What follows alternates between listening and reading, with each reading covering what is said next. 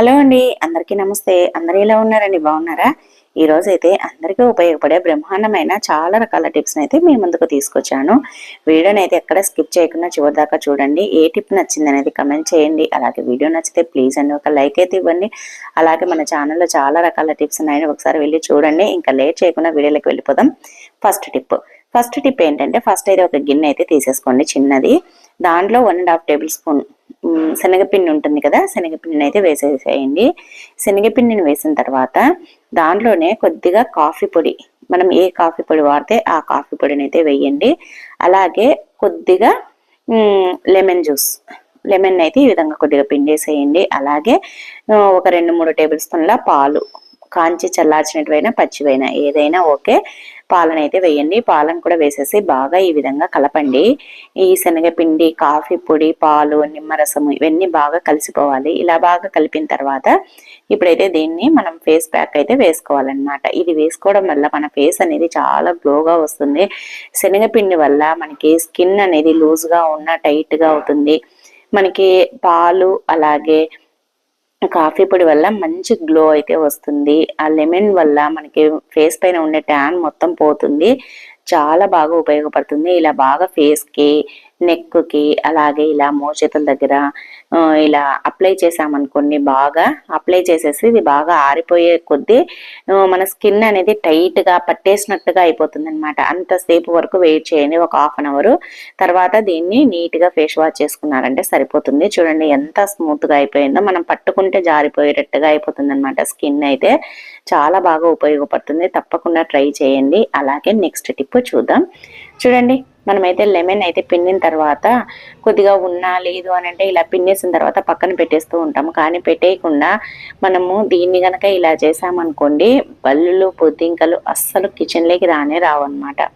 చూడండి, ఈ విధంగా ఒక లెమన్ అయితే తీసేసుకోండి. పిండినేదైనా ఒట్టిదైనా పర్లేదు, లేదంటే ఇలా పిండంది ఉప్ప ఉన్నా తీసుకోండి. దానిపైన కొద్దిగా డెటాల్ అయితే వేయండి. ఈ డెటాల్ వేసేసి మనము స్టవ్ కింద కానీ స్టవ్ దగ్గర కానీ పెట్టేసేయండి. మనం నైట్ అయితే స్టవ్ పైన పెట్టేసేయండి. లేదు అని అంటే డే టైంలో అయితే స్టవ్ కింద పెట్టేసేసుకొని మనం నైట్ పడుకున్నా మనకి నార్మల్గా కూడా ఇలా పెట్టేసామనుకోండి, బల్లులు బొద్దింకలు ఈ డెటాల్ స్మెల్కు, ఆ లెమన్ స్మెల్కి అస్సలు రావన్నమాట. బల్లులు బొద్దింకలతో ఇబ్బంది పడుతూ ఉంటే ఈ టిప్ని అయితే ట్రై చేయండి. చాలా ఈజీ కదండి టిప్ కూడా. టిప్ నచ్చితే వీడియోని లైక్ చేయండి. అలాగే నెక్స్ట్ టిప్ అండి, అది ఏంటంటే చూడండి, మనమైతే ఏటీఎం కార్డ్స్, అలాగే pan cards, photos, Aadhaar card, voter card ఇవన్నీ మనం బ్యాగ్లో క్యారీ చేస్తూ ఉంటాం కదా. అవి మనం బ్యాగ్లో పెట్టేసుకున్నప్పుడు ఒక్కొక్కసారి ఎక్కడంటే అక్కడ పడిపోతూ ఉంటాయి, మళ్ళీ వెతకాల్సిన పని ఉంటుంది. అలా కాకుండా మనము స్టిక్కర్స్ వాడిన తర్వాత ఆ ప్యాకెట్స్ అంతా పడేస్తూ ఉంటాం కదా, మనకు కొన్నప్పుడు ఇలా వస్తూ ఉంటాయి కదా, అయిపోయిన తర్వాత వాటిని పడేస్తూ ఉంటాము. పడేయకుండా ఇలా అయితే చెయ్యండి, అస్సలు పడిపోవు. మనం తీసేంత వరకు దాంట్లోనే ఉండిపోతాయి. దీనికోసం సపరేట్గా పౌచ్ను కొనాల్సిన పని ఉండదు. ఈ విధంగా ఈజీగా అయితే చేసేసుకోండి. ఫస్ట్ అయితే ఒక స్టిక్కర్ ప్యాకెట్ని అయితే తీసుకోండి. తీసుకున్న తర్వాత ఇలా చుట్టూరా పిన్స్ అయితే కొట్టేసేయండి.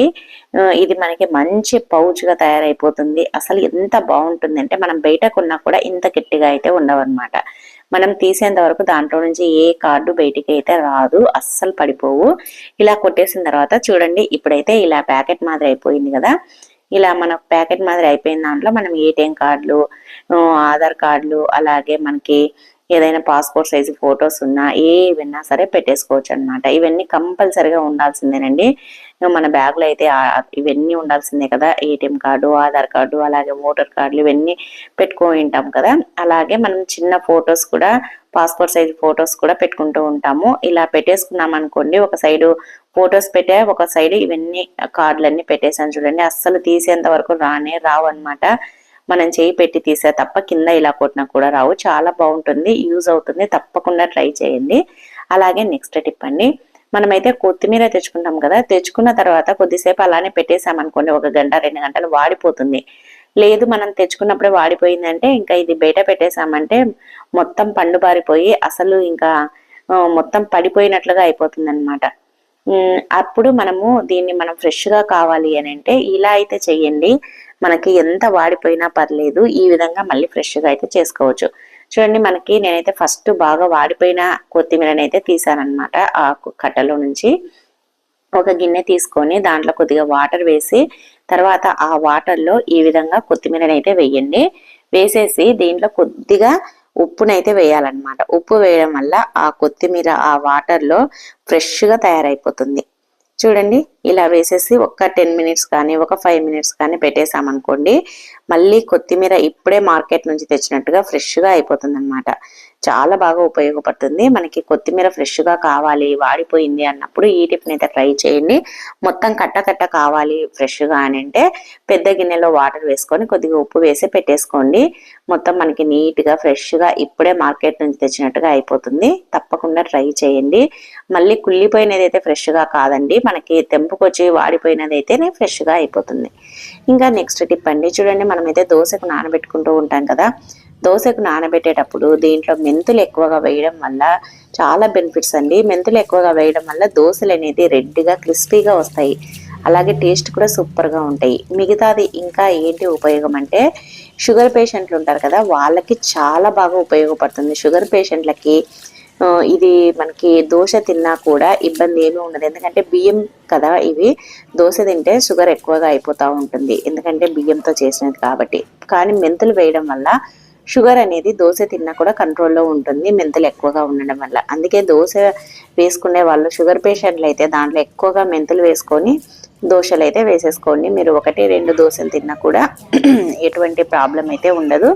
తప్పకుండా ట్రై చేయండి. అలాగే టిప్ నచ్చితే వీడియోను లైక్ చేసి మన ఛానల్ని అయితే సపోర్ట్ చేయండి. ఇంకా నెక్స్ట్ టిప్ అండి, ఇప్పుడైతే ఇంకా సమ్మర్ వచ్చేస్తుంది కాబట్టి ప్రతి ఒక్కరూ ఎండుమిరపకాయలు అయితే కొనుక్కొని స్టోర్ చేసుకుంటూ ఉంటారు. ఇంకా ఇప్పుడు ఆల్రెడీ పండునైతే తెంపుతూ ఉన్నారు. ఇంకా కొన్ని రోజులు ఉంటే మిరపకాయలు అయితే ఇంటికి వచ్చేస్తాయి. ఇంకా మిరపకాయలను 1 కేజీ 2 కేజీలు తీసుకొని తాలింపులకనో లేదంటే పచ్చళ్ళ కోసం అని పెట్టుకుంటూ ఉంటాం కదా, రోటి పచ్చళ్ళకు అలా. అవి మనం అలానే పెట్టేసామనుకోండి, ఒక 2-3 నెలలు ఫ్రెష్గా ఉంటాయి. తర్వాత నల్లగా అయిపోతాయి, బూజు వస్తూ ఉంటాయి. మీకు తెలుసలేదో పురుగు కూడా పడుతుంది అనమాట ఈ ఎండుమిరపకాయలకి.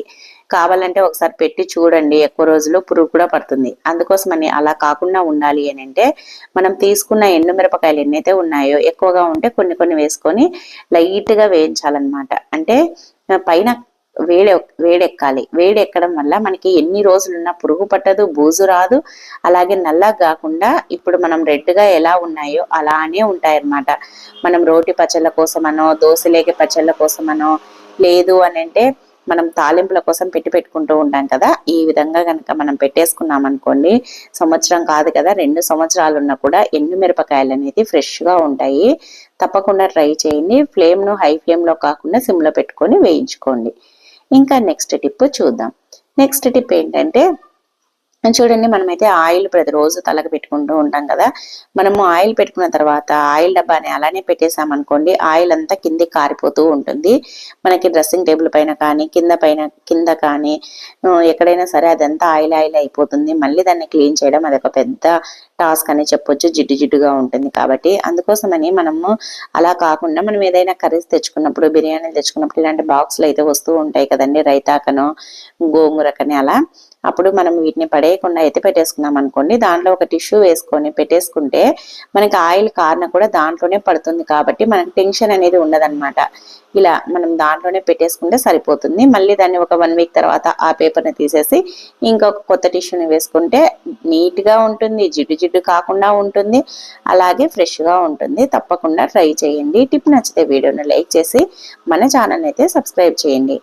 ఇంకా నెక్స్ట్ టిప్ అండి, మనమైతే పాలు పోయించుకుంటాం కదా, పాలు పోయించుకున్న తర్వాత ఖచ్చితంగా పాలనైతే ఉడగట్టేసుకోవాలన్నమాట. ఈ విధంగా మనకి పాలు పిండేటప్పుడు పాలుల్లో అది తోక ఇదిలిచ్చినా లేదు అని అంటే ఆ బర్రెకు ఉండే వెంట్రుకలు అవి పడుతూ ఉంటాయన్నమాట. మనం పాలని అలానే కాంచి తోడు పెట్టడం వల్ల పెరుగు కూడా స్మెల్ వస్తుంది. అలాగే దాంట్లో ఏదైనా ఉన్నా మనం కాంచడం వల్ల దాంట్లోనే కలిసిపోతుంది, హెల్త్ కూడా మంచిది కాదు. కాబట్టి ఖచ్చితంగా పాలనైతే ఉడగట్టేసుకొని తర్వాత పాలను ఎప్పుడైనా సరే హై ఫ్లేమ్లో కాకుండా సిమ్లో పెట్టుకొని కాంచుకొని, మీకు మరీ అర్జెంట్ ఉందంటే మీడియం ఫ్లేమ్లో పెట్టుకొని, కానీ హై ఫ్లేమ్లో పెడితే తొందరగా కాగుతాయి కానీ బాగా కాగవన్నమాట. సిమ్లో పెట్టుకొని కాంచుకొని మీగడ కూడా బాగా వస్తుంది. నెక్స్ట్ టిప్ అండి, ఫస్ట్ అయితే స్టవ్ పైన ఒక పెన్నెం పెట్టేసేయండి. పెన్నెం పెట్టిన తర్వాత పెన్నెం వేడెక్కాలి. వేడెక్కిన తర్వాత ఆ పెన్నెం పైన కొద్దిగా పసుపును అయితే వేయండి. 1 టేబుల్ స్పూన్ పసుపును వేసేసి బాగా వేయించండి. పసుపు ఇలా బాగా వేయించడం వల్ల మనకి ఏమవుతుందంటే పసుపు నుంచి మంచి స్మెల్ అయితే రిలీజ్ అవుతా ఉంటుంది. ఇది మనకి ఎందుకు పనికొస్తుంది అంటే, చాలామందికి మైగ్రేన్ తలనొప్పితో ఇబ్బంది పడుతూ ఉంటారు. టాబ్లెట్స్ వాడినా తగ్గదు. అట్లాంటప్పుడు మనకి అప్పటికప్పుడు మనకి మైండ్ రిలీఫ్ కావాలి, తలనొప్పి తగ్గిపోవాలి, ఫ్రెష్గా ఉండాలి అని అంటే ఇలా పసుపును బాగా వేయించండి ఇంట్లో. వేయించితే ఇలా పొగ వస్తూ ఉంటుంది కదా, అప్పటి వరకు వేయించి ఆ స్మెల్ని కనుక పీల్చామనుకోండి తలనొప్పి మాయమైపోతుంది అనమాట. అప్పటికప్పుడు మనకు తలనొప్పిని తగ్గించుకోవాలి అని అంటే ఈ టిప్ అయితే చాలా బాగా ఉపయోగపడుతుంది. అలాగే ఇంకొక మనకి బెనిఫిట్ కూడా ఉంది. ఏంటి అంటే మనం కిచెన్ లో నాన్ వెజ్ అయితే వండుతూ ఉంటాం కదా, నాన్ వెజ్ వండినప్పుడు అది మొత్తం కిచెన్ మొత్తం బ్యాడ్ స్మెల్ వస్తూ ఉంటుంది. అలాంటప్పుడు ఇలా పసుపును వేయించడం వల్ల మనకి బ్యాడ్ స్మెల్ అనేది పూర్తిగా పోయి మంచి స్మెల్ అయితే వస్తుంది అనమాట. కిచెన్ లో పసుపుతో ఎంత మంచి స్మెల్ వస్తుందో అందరికి తెలుసు కదండి. మంచి స్మెల్ వస్తుంది, తప్పకుండా ట్రై చేయండి.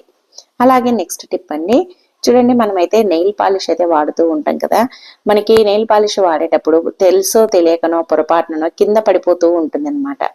మనము ఇలా పెట్టుకునేటప్పుడు పిల్లలు ఇంట్లో ఉన్నారనుకోండి, చిన్నపిల్లలు దొబ్బేస్తూ ఉంటారు, పడిపోతూ ఉంటుంది. ఇలా పడిపోయినప్పుడు మనము దాన్ని నీట్గా తడి ఉన్నప్పుడు తుడిస్తే నీట్గా పోతుంది. అది ఎండిపోయింది అంటే అస్సలు పోదనమాట. చూడండి ఇలా తడిపైన అయితే నీట్గా వచ్చేస్తుంది.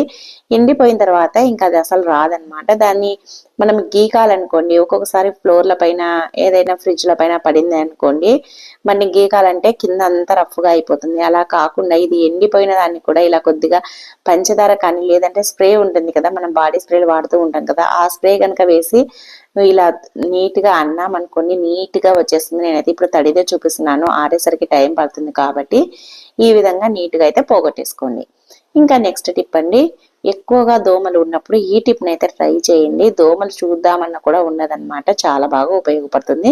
ఫస్ట్ అయితే ఒక ఆనియన్ అయితే తీసేసుకోండి, దాన్ని పైన కింద కట్ చేయండి.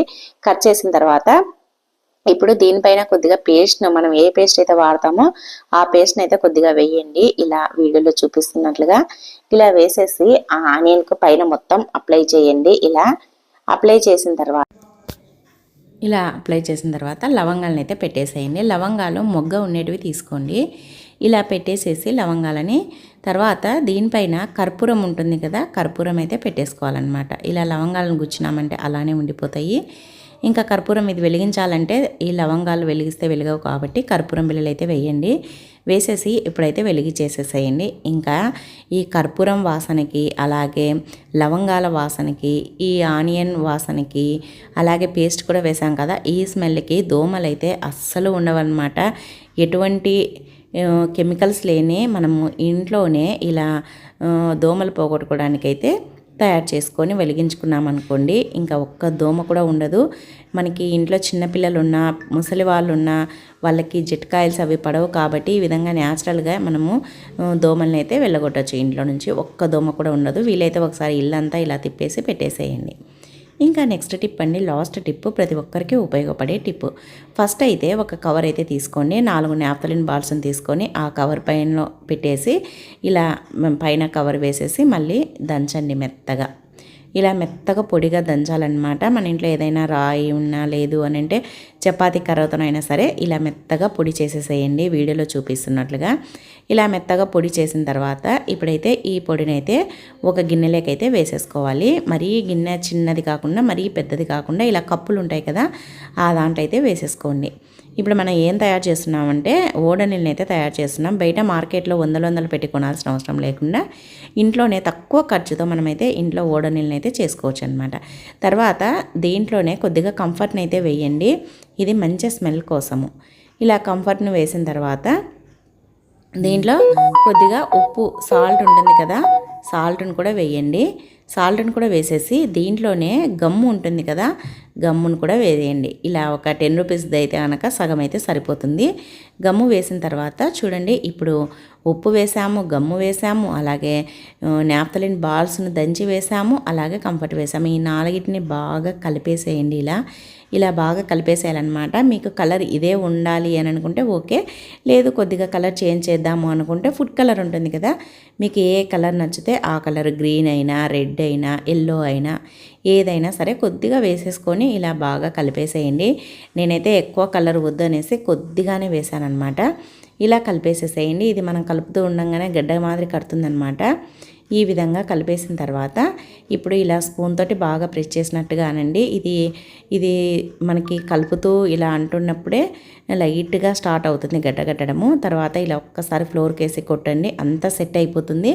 తర్వాత దీన్ని మనం హ్యాంగింగ్ చేసుకోవడానికి ఒక థ్రెడ్డునైతే ఈ విధంగా ఇప్పుడే పెట్టేసేసి ఇలా కొద్దిగా స్పూన్ తోటి కానీ ఏదాంతనన్నా కొద్దిగా ప్రెస్ చేయండి.